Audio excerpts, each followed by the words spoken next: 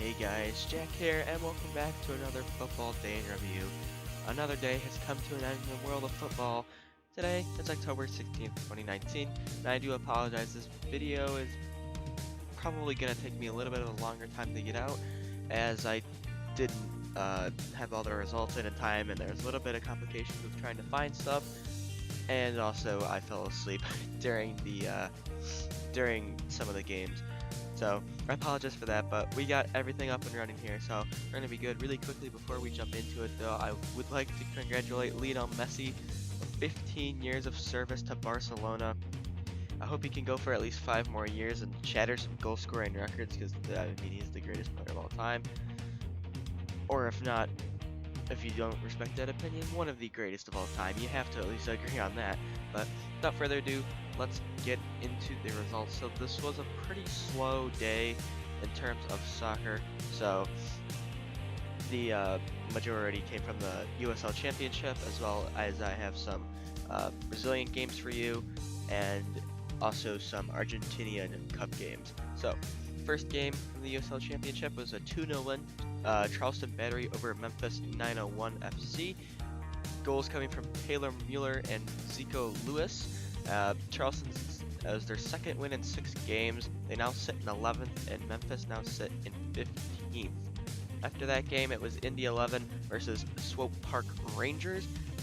Indy 11 coming out with a 2-1 win. Dane Kelly, Wilson Harris, and again, Dane Kelly brace with the goals. Indy 11 maintained 3rd place, while Swope Park sit bottom of their conference with their fourth loss in 6 games.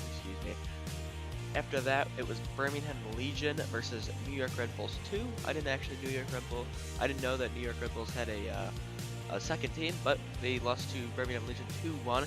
Brian Wright opened the scoring in the 10th minute. Kyle Culbertson then got himself sent off in the 42nd minute. After that, it was Kasim Prosper with a 46th minute goal, and then Kyle Fisher would end up turning the ball into his own net, with the final score of that being 2-1.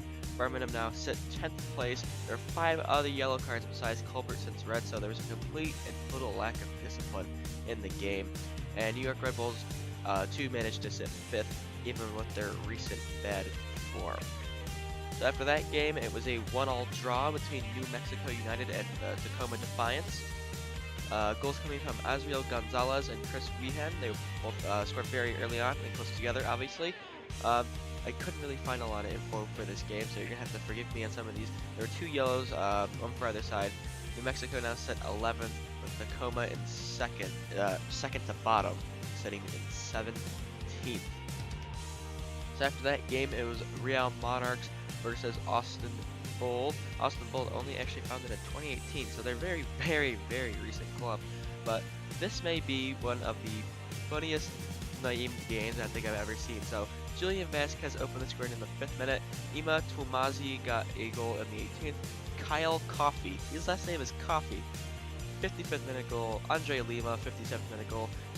And then probably the most deserving of a red card name I've ever heard in my life, Kleber Gladiator, or Gladiador, but for the sake of the joke, it's going to be Gladiator. Got himself sent off in the 86th minute. Austin Bold obviously lacked complete discipline throughout the match, with 3 other yellow cards also following them.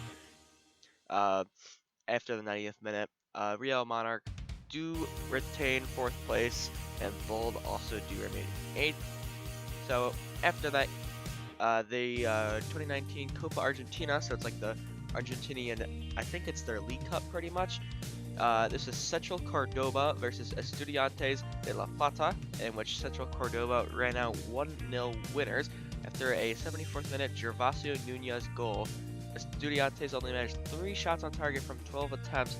They were also flagged offsides 7 times, so they were pretty much on the attack for most of the game. And Central Cordoba picked up their 4th win in 6 games, so it really was swinging in the way of Estudiantes, but they just couldn't get it going. Central Cordoba run out with the victory. After that, it was Colón versus Estudiantes de Buenos Aires, so Estudiantes again, but just the Buenos Aires edition. game ended 2-2. However, it did go to PKs, just a little asterisk you can see by the Estudiantes de Buenos Aires score, as they did win on penalties. Angel Garcia got a goal. Zuki got a brace on the 7th and 38th minute, and then Paulo Impini got a goal in the 82nd minute, to send the game to extra time and eventually to penalties. Cologne dominated possession, but both teams only managed 5 shots on target. That was Estudiantes' 5th win in 6 matches, so they're very, very in good form right now.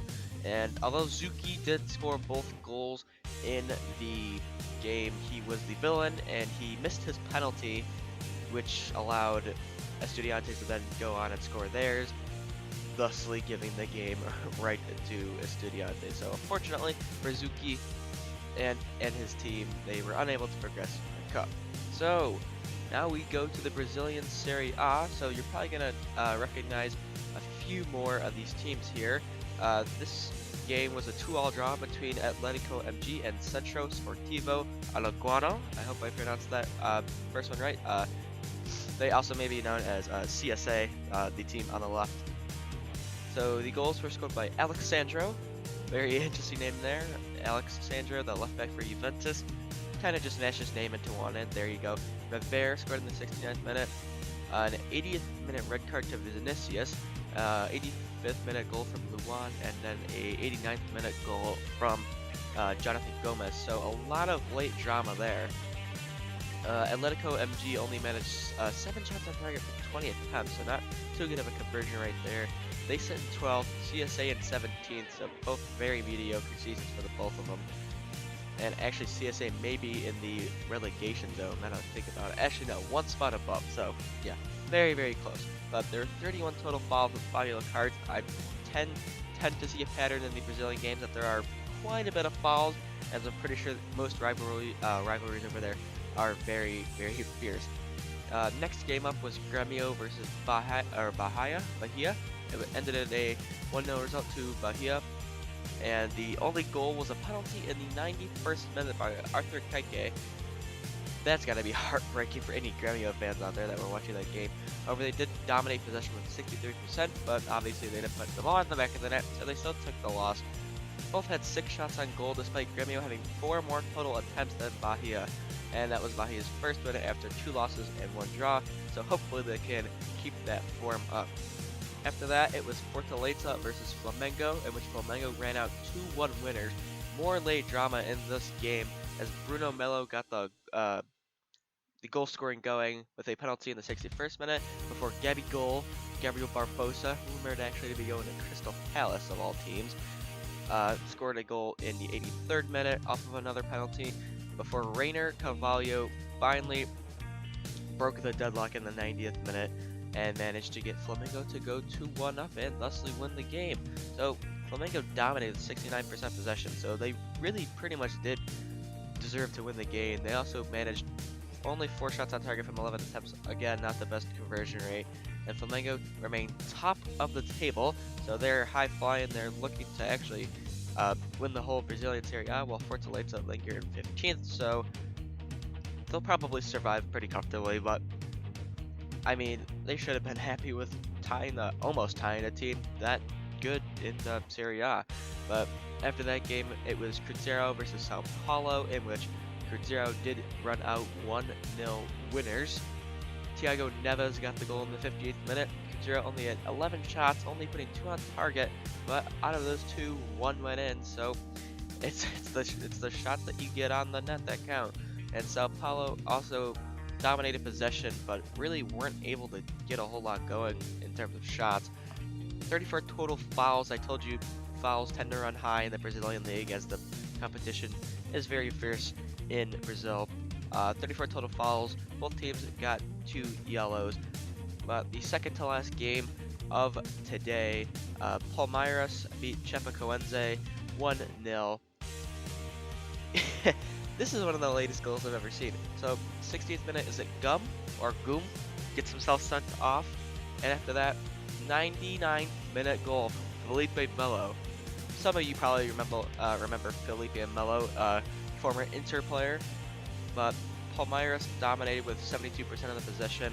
They also took 30 shots on the goal, only 8 finding the target, and Palmeiras remained second, while unfortunately, Chapecoense do remain at rock bottom. And I lied, this is actually the second to last game of today. This was Corinthians tying with Goiás, I believe is how you say it. I hope it's Goiás. 2-2 draw between these two. This was quite an action-packed game and probably had some of the most late drama out of the games that we've seen today. So Yanderson opened the scoring in the 11th minute before Michael Delgado got a goal in the 37th minute, then Barcia in the 71st, then 2 red cards. Michael Delgado, the earlier goal scorer, getting himself sent off, and then Rafael Moura in 95th minute, getting himself sent off, and then 97th minute, Gustavo scored a penalty and tied the game. So Goiás took 20 shots, only 4 finding the target. Wow, there were 8 total cards on 26 fouls. So once again, the theme of high fouling games, and Corinthians still remain in 4th, while Goiás hold on to 9th.